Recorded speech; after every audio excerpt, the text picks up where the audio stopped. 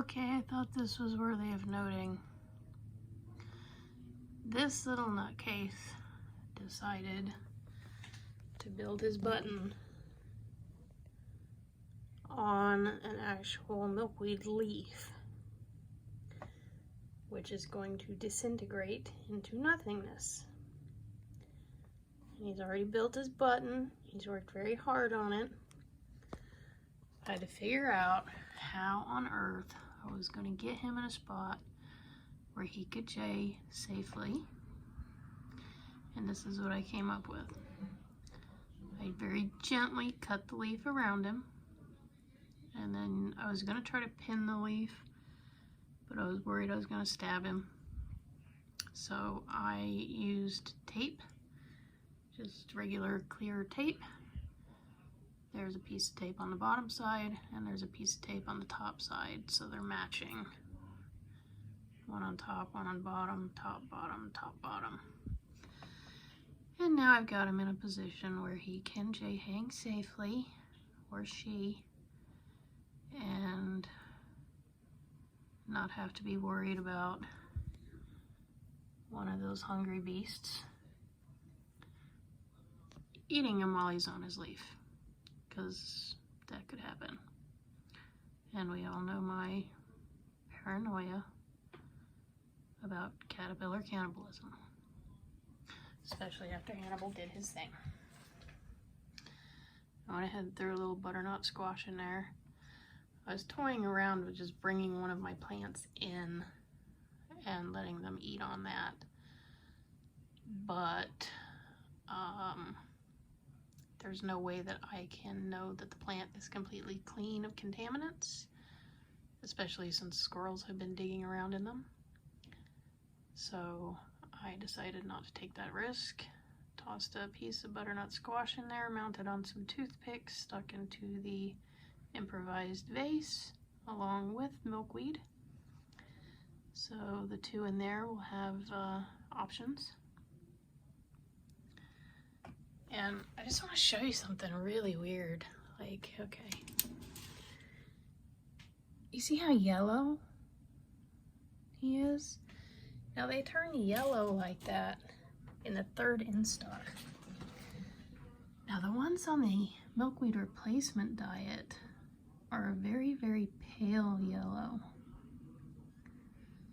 They're eating, they're growing, they look healthy, but I'm kind of worried because they don't have that very bright yellow band that they're supposed to have. So I'm considering bringing a couple of my big leaf milkweed plants in, decontaminating them, which I can do because they are bigger leaves, easier to wash. Putting a cover over the dirt so that they can't get on the dirt, and just sticking them on that and letting them go to town. Because I don't know what kind of repercussions this imitation stuff might have. For curiosity's sake, I am going to raise some of these all the way up to chrysalis on this stuff and see if they get a brighter yellow stripe, if anything changes, if they are able to pupate successfully, if they emerge successfully. These are my 3 oldest ones that have been on the milkweed replacement since their first instar. And you can see they're chomping away. I just did frass cleanup and there's already new frass in there. So that means they're eating. I think this chubby one might be getting ready to molt. He's looking kind of chubby. So that we might have a little 4th instar going there. 8 babies. 1, 2, 3, 4, 5, 6 in there. And I've got 2 little bitty ones in there. I decided to separate them because these guys were a little bit bigger than these guys who are still very small. So I separate by size just to kind of keep things a little safer. Here's Hannibal.